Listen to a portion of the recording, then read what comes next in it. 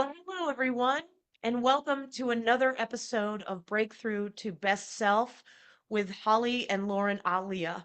And oh my goodness, I don't know. I love the subjects that we talk about here. They really apply to life. And so today we have another interesting topic for you.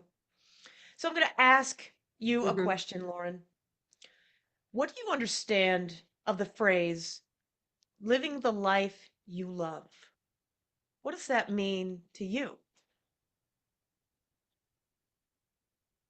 Oh my goodness. We're going to unpack it a little bit more in kind of what we say are the building blocks for building that life. But now we're starting at the end. I think it's living a life where I feel content and happy with what is, without defining exactly what is is. Do you know what I mean? Like so many years I spent picturing or envisioning a life that will be the one that I will love. And it was always not the one I was in. So for Mm, me, living a life that I love means I love the life that I'm in right now, yes. wherever that is. You know, wherever I am right now, that's the life I love. And that's what it means, that's what it means for me. But it wasn't always that way, right? No. So, Holly, let's go back a little bit before we get into, we're going to share in this video the 5 things that Holly and I are saying are certainly our top 5 things that, and of course, Yes. there's plenty more, but the top 5 things we would say are the building blocks to building a life that you love. But before we get there, Holly, what were some of the beliefs you had around a life you love? Like, what was that like for you in the past? Well, just like you said, it was always something I was not there. It was not there. I wasn't there.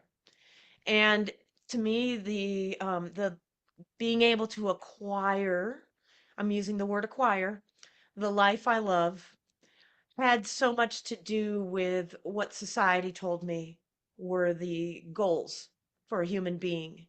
Mm-hmm. Um, I need to be rich and I need to be skinny. Okay.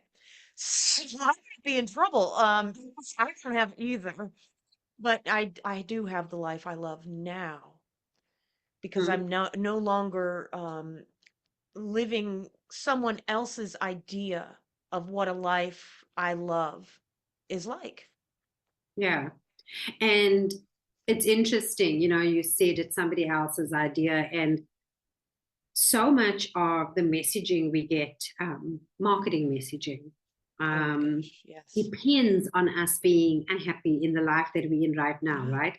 So if Yes. everybody loved the life they had, they probably, weren't going to buy half of the products that promised us a better life. Yeah. Of course, there's necessities. There's products, there's services we'll buy and continue to Sure. buy to thrive in life. But how many times do we have messages saying that if you need to be happier, you've got to buy this? If you just want to be a better X, or you want to be a better Y, Right. or have a more fulfilled career, or, there's just the whole aspect of consumerism Yes. depends on us being completely dissatisfied with where we're at. Okay, so that's the first part. It's just Hold on, understanding. before you go anywhere, Lauren, I just want to throw an example out there because you just pulled it out of my brain. I can remember when I was dissatisfied going to, I'll throw it out there, Marshall's, TJ Maxx, whatever the store is. Lauren, you got other stores over there. And buying hundreds of dollars worth of stuff, coming home and just setting it down in my home and it just taking up space, not using it, nothing. It just to feel better. I was going out and shopping on a regular basis for items I didn't need to Yeah, try and satisfy something on the inside. right. So that's one great example of what happens when we're dissatisfied with the lives we have. We can get so caught up in chasing those things through buying stuff we don't need, getting into relationships that don't serve us, I Yes. think about how there's so many beliefs around people believing that I'll be fulfilled, I'll have a great life when I meet someone, get into a relationship, get married, buy a house, buy a car, and the list goes on. Of this postponement of getting to a fulfilled life, right? So it's either we're dissatisfied because of the society norms that say this is what a good life looks like, and coupled with this messaging around why our life now is not great and why we should buy stuff or in order to make it great. And now, thanks to social media, we get to see all these wonderful celebrities and influencers living their best life. And so now we've got a new aspect to just, not being satisfied because we don't have the life that we're seeing on screens. So all of these things combined, throw in our own sort of negative fears and limiting self-beliefs, we've just got chronic Wow. case of dissatisfaction. So let's get to the positive stuff, Halls. Let's get Absolutely. to how do we begin to build a life that we love? What are some of the building blocks that you've used, that I've used? We pulled out 5 that we think are the 5 that Holly and I probably have in common. But this is not to say there are not many, many more. And in fact, you're watching this video now and you want to share in the comments what are some of the building blocks you've used to fall in love with the life that you have, and maybe others will resonate with that. Please share in the comments if you come across this video, whether you agree with any of the building blocks Holly and I are sharing here, whether you disagree with them, and of course, whether you've got any to add. So let's get into it, Holly. Number 1, what would be, and I guess these are not in any particular order, these 5, let me say that, they're not in any particular order. But the first one, what would you add as your number 1 building block for living a life that you love? 100%. And this is one that happened this week. I was sharing with Lauren when we were talking about this, is gratitude. I'll start out and just say the word. It's gratitude. And I'll give you an example that happened to me this week. I was stressing out about something, and I was just kind of saying, what can I do right now in this moment to feel better? In the past, I would have done unhealthy things to try and feel better. But now, it just came to me. It just came to me. So grateful for, in this moment, it was for a connection that I had made with someone that felt good. And then I remembered, oh yeah, that's right. Gratitude. And I just started to look around and find things to be grateful for. That beautiful field that I'm driving by and this cool breeze of fall coming into the air. I just found gratitude in it immediately. My anxiety and stress levels just shifted, completely shifted, and I was in a good place. And I was like, oh yeah, I forgot Mm-hmm. about that. Gratitude. Yeah. Gratitude, my superpower. I have a few superpowers, and gratitude is one of them. And you're absolutely right, Holly. It was one of the first things that came up as Holly and I talked about building a life that we love. It was one of the first things that resonated with both of us. This aspect, in Arabic, shukran, making shukr, giving thanks, being thankful, having gratitude is an important part of, certainly, of my faith structure as well. Is in all things give thanks. In all things give thanks. And I know for whether you follow formal religion or whether you're somebody who just lives a thankful existence.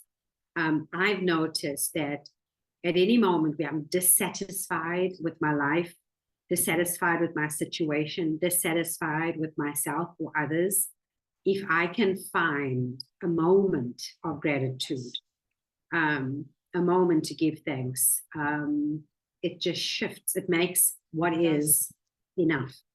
Okay, so that's a big one, and I think we could probably do an entire We episode might just have to one day. on gratitude. It's that big for me, and there's really good research and good science around how gratitude makes us healthy. We can actually create health from expressing gratitude, and there's some good research that we can actually bring back in another episode and talk about studies that have been done on people that keep a gratitude journal and what that means and how it can actually help with in fact even putting chronic illness into remission. So that's certainly a big topic around gratitude and how that can be a building block. So let's go to number two. Number two, another building block, and I'll talk about this one, Holly, and ask you to jump in. Authenticity, being authentic. And I guess that starts with, first of all, finding out exactly who you are. So for me, my dissatisfaction with my life for very, very many years came from not really knowing who I am and what makes me happy. Right. So it ties back to what we were saying in this intro, is that when I don't know who I am and what makes me happy, then I'm easily influenced by what the world tells me I need to make me happy. Okay, right. So I chased all the things I was told to chase. I chased the career, I chased the relationships, I chased the acquisition of material things so that I could get happy, because that's what, I believed. But when I started to really understand who I am, and, this, I guess my journey on self-discovery, if you like, began in 2009. In some ways, there was a big shift for me in 2009, and we'll talk about that in another episode. I had a life-changing experience, a spiritual experience that changed my life in 2009. And then in 2015, I cleaned up just lifestyle. So I cleaned up my diet and changed the way I ate and took care of my body. And that was another big shift in finding myself. And since then, I've been on this quest for holistic wellness, and that process is just impossible until I discovered who exactly I am and my true self. So falling in love with myself was something, which is actually building block number 3. But just being authentic to who I am and what makes me happy, certainly a building block to creating a life that I love. Authenticity holds how important is being authentic and being yourself to creating a life you love. It's so important. It's so important, because I don't know if you've felt this. I've spoken to many people.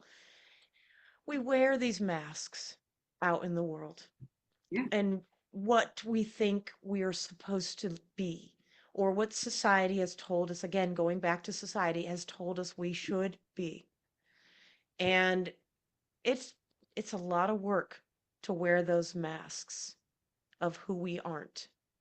Now, you make a great point, Lauren. How do we know who we are?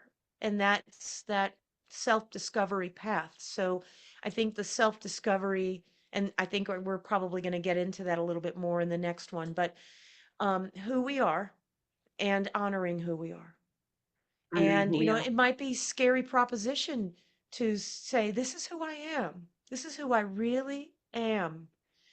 Finding safe communities to be who you really are and test the waters. Lauren, until I got into a safe community to share and learn about who I was, I wasn't ready to explore that.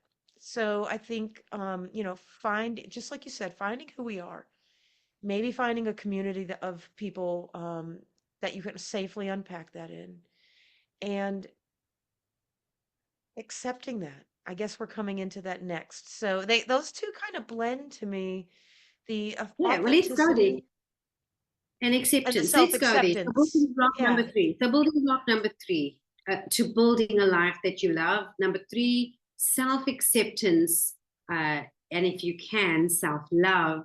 But of course, it starts with just the acceptance before we fall in love. So talk to me about that building block number 3, self-acceptance, self-love. How's that helping you build a life that you love? Because before self-acceptance, I was never good enough. Nothing I ever did was good enough. I wasn't good enough. My body shape wasn't good enough. My relationships weren't good enough. The list goes on and on. And if I feel like I'm not good enough, then I don't, I really don't care about a whole lot. I'm just going to numb that feeling of not good enough. Mhm. So, and the self-love, man, I'll say this. I didn't have self-love. I'm 55. I started working on self-love at 50. So that was a long time without it. Um, and now that I have it, it is the most beautiful thing. It's a beautiful thing to love yourself. And that self-acceptance and self-love go a very long way to having a life that I love. I love my life. I love myself. And it's Mhm. going to go into one of the five, another piece of that, but I'm not going to mention it yet. But just if I love myself, then I'm more available to the people around me. And that Right. also helps create a life I love. What Mhm. do you think? Well, for me, the self acceptance and the self love was a lot of work. It came with a lot of work, and I spent years in different ways. Some parts of it in traditional therapy, um, in other parts through my spiritual faith practice, through my religious beliefs, my submission um, to that, and my discovery of self as I discovered God. So the for me, self acceptance and self love was very connected to my spiritual journey. Yes. But on a psychological level, it was also a lot of work on dealing with those self limiting beliefs, dealing with shame and self judgment, and fear, and using different healing modalities. It's what led me to doing some of the training that I ended up doing. I mean, both you and I are certified food addiction recovery advocates.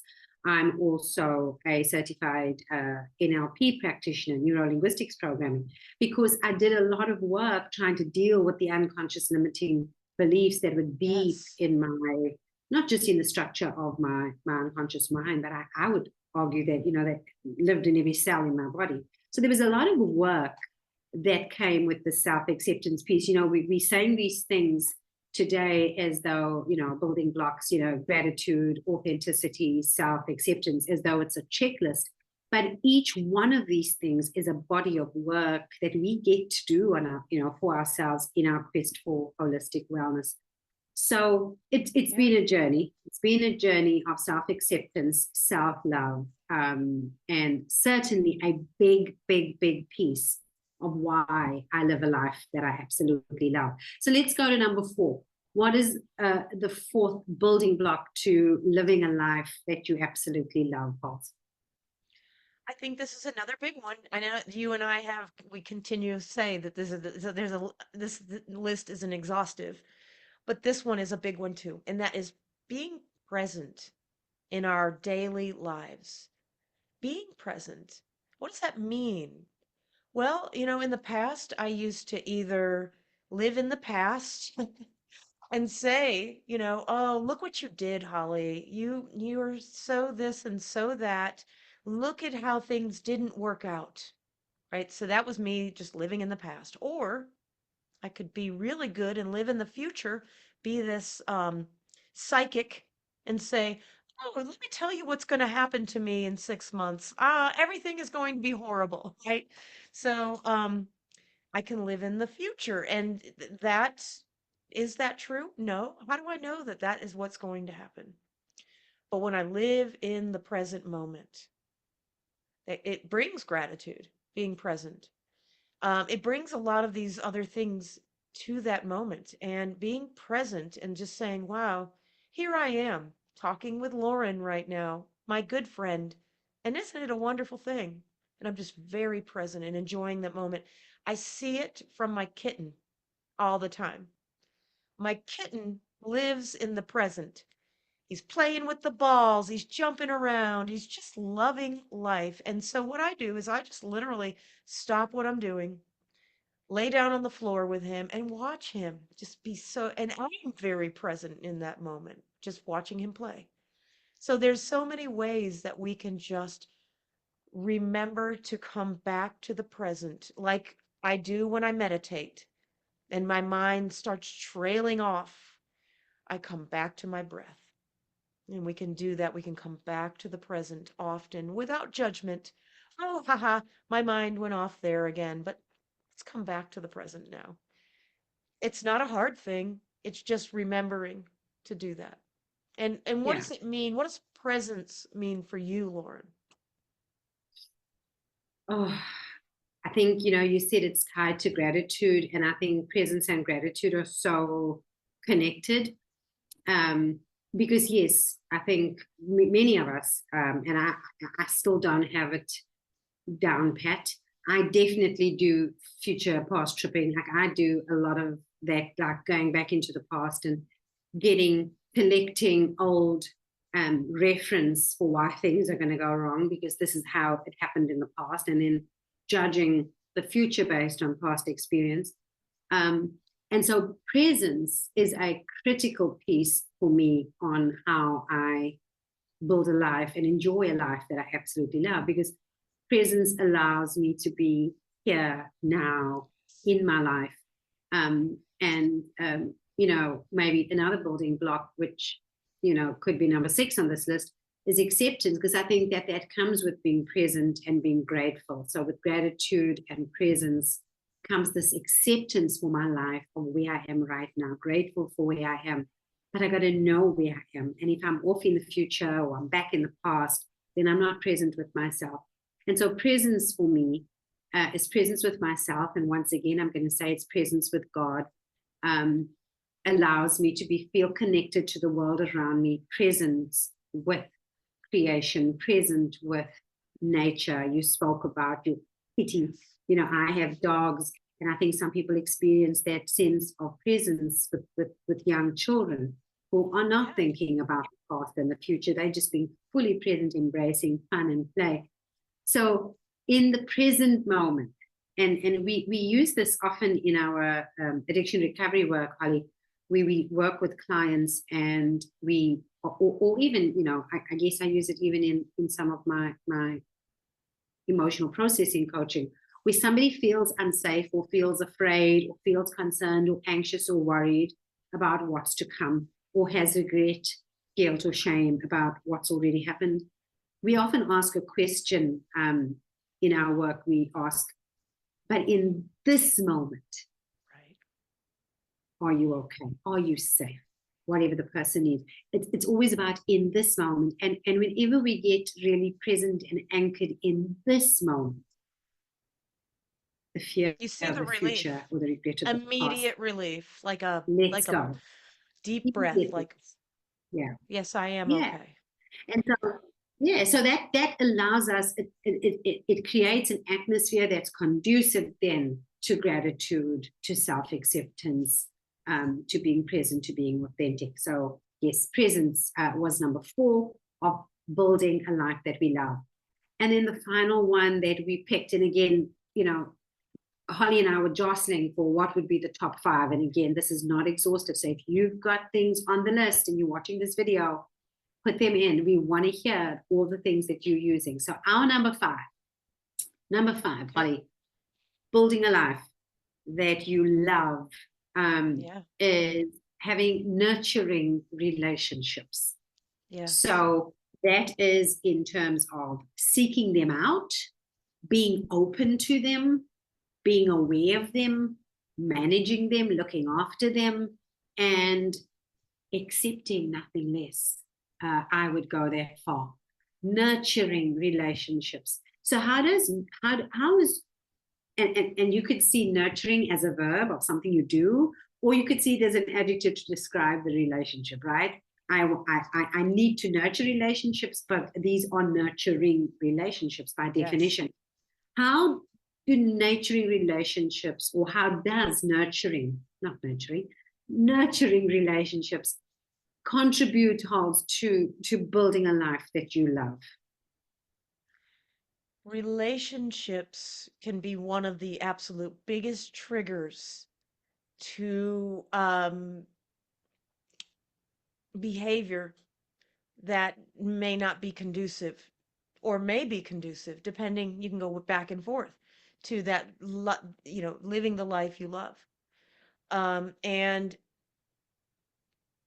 it's difficult in that many times, and I'm not gonna say every time, I'm gonna say many times, the experience is external from us. So we, um, I used to base how I felt sometimes, on whether or not somebody was happy. If they were happy, then I was happy.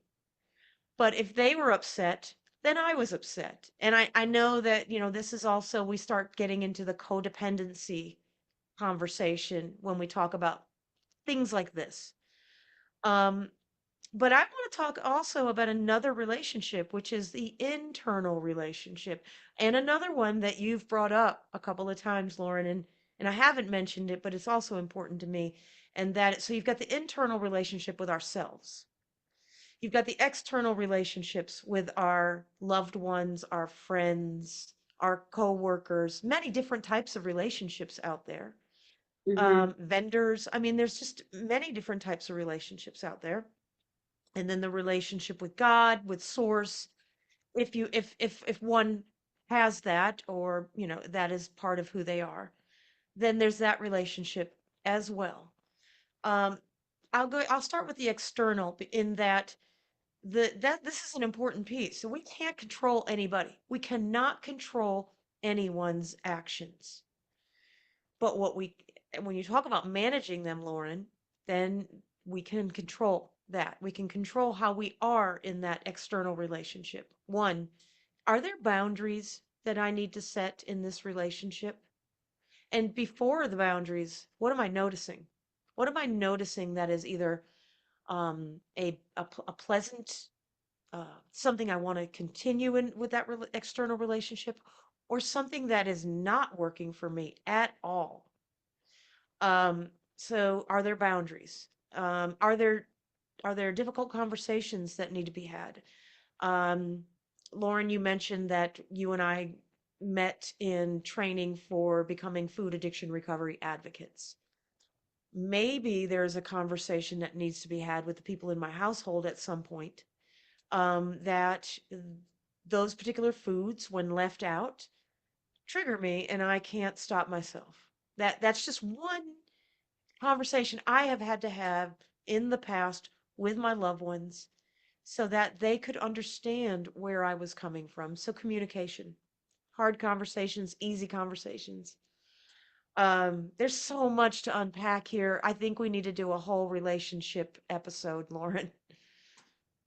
Right. So just to though just summarize what you're saying is that in terms of the communication, this is one of the ways that you nurture relationships, and just accepting that there are relationships both, within yourself and externally, including those that you have with a higher source or higher power, if you're so inclined. Um, yeah, nurturing relationships, how does that tie back to building a life that you love? So often, Holly, in my coaching and counseling work, I meet with people who say they are not fulfilled, and they're not content, and they're not happy, and then they go on to describe why, and what they describe is really relationship problems. So they say, he did this, she did that, he's not giving me this, she's not giving me that, he's not available to me, she doesn't, love me the way I need to be loved. And so many times nurturing relationships, and you mentioned the word codependency, so many times nurturing relationships can be relationships can be a double-edged sword, because relationships can take us away from having a life that we love. when they are codependent. Absolutely. Nurturing relationships are very different to codependent relationships. Nurturing relationships, to me, the relationships that I would call nurturing in my life are the ones where I continue to be grateful and present and authentic and self-loving and self-accepting while I'm in this relationship. And I don't depend on this relationship in order to be happy and fulfilled in my life. I'm fulfilled 100% on my own, by myself, and I bring all of me to this relationship. That's a nurturing relationship, and that's the relationships I nurture. And I also you bring up a good point there, Lauren. I just want to say then that really takes us back to the relationship with self. That self relationship. Because if you have that relationship with self where you're fulfilled in all those ways, and things don't have to be perfect to feel that way, then you can be more available to the external. I just wanted to point that out. Sorry, I didn't mean to interrupt. No, you're absolutely right. It does go back to, being yourself, and that improves your relationships. And I was just going to add that when I said that, not accepting less, for me, it's important that part of nurturing relationships is being aware when relationships no longer serve you in your quest for a life that you love. And, I've had to make difficult decisions in my own life at different points in my life of where a relationship was not nurturing to building a life that I love and needed to make changes. You spoke about the internal relationship. The same goes there. Sometimes that relationship with yourself, or, with source, with God, with Allah, with Buddha, with whatever you have this connection and relationship with, including yourself, sometimes things have got to shift and change where the situation you're in is not nurturing to building that relationship. So these are the 5 building blocks. Just to recap: gratitude, authenticity, self-acceptance and self-love, presence, being present, and then nurturing relationships. We would love to hear your thoughts on how you are getting along building a life that you love, and whether you've used any of the tools we've mentioned, the building blocks we've mentioned, or whether you have some of your own. We would absolutely love to hear from you. And as we said a couple of times through this episode, is that any one of these could be a full discussion all on its own. Yeah. Any parting words, Halls, before we sign off? Absolutely. Absolutely. Hey guys, just remember that building the life you love, it's not an end goal. It's not an end game. Like, it is going to be going on for the rest of your life. And it's not a terrible thing. This is a wonderful thing. You're building the life you love. So the process is the destination, is all I want to say. You're doing it right, no matter where you are in the process right now. Lauren? That's a good point. Thank you, Halls. I couldn't add anything more to exactly what you said. If you like the content of our videos, you enjoy the conversations that Holly and I are having and want to be a part of those, please do, first of all, like this video, and then don't forget to subscribe to the channel. Put your notifications on so that you are aware when we upload a new video. We would love to hear from you. But thanks for being with us. We will catch you guys in the next video. Bye, everyone. Bye, everybody.